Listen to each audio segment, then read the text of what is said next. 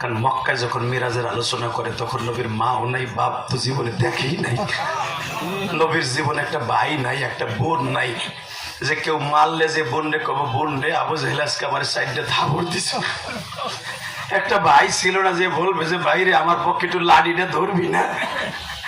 আবার তুমি এমন একজন ইয়েতিম ছিলেন, জন্মের ইয়েতিম যারে কয় রে বাপ। নবী ভাই নাই, বাপ নাই, মা নাই, দাদা নাই, চাচারা মরে গেল, বিবি নাই। আমার আল্লাহ বলে নবী কে বলছে আপনার কে নাই? গাজীর ভৈর উম্মাদ গুলো আছে।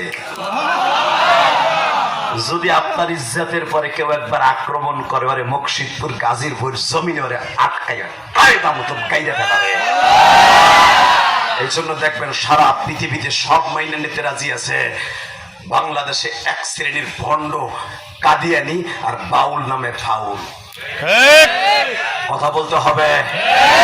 এই যে আপনারা জানেন আবাল সরকার নামে একটা সরকার, আবাল সরকার। গাজীর ভৈর থেকে আমি ডিক্লার দিতে চাই, আমাগো মুর্শিদপুরের ভিতরে অনেক গ্রামে এখনো শিল্পী আইনা শাহ আলম সরকার, লিপি সরকার, অমুক সরকার, তমক সরকার আইনা গান দেয়। যেই গান এই গাজীর বইতে হইতো নাচানাচে, গাজী কালুর খেলা। এই আবাল সরকার আমার নবীর কলিজা আগুন লাগাইছে কি বলে জানেন? এই বাউল আর ফাউল, এই বদমাইশ বলছে এই মিরাজের দিনে ওয়াদা দিয়া বিদায় নিবা। বলছে আমি দাড়ি রাখি না, এক একটা দাড়ির সাথে 70টা করে ফেরেশতা থাকে, এই জন্য দাড়ি রাখি না, এত ওজন আমি কুলাই পারবো না। তুই দাড়িতে বগলে রাখবি না, কোন জায়গা রাখবি না দেখার বিষয় নয়। তুই 24 ঘন্টা থাকস তোর গানের আসরে মাগি লইয়া। কথা বল না কেন?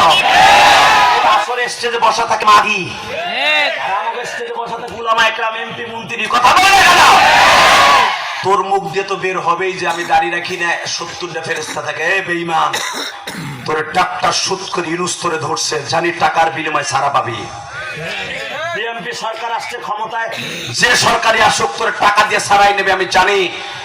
কিন্তু তোর মতো বাউল আর ফাউল যদি আর মুর্শিদপুরে কোনোদিন দেখে, এই গাজীর বই থেকে শপথ নে যুবক, গাজীর বই থেকে শপথ নে।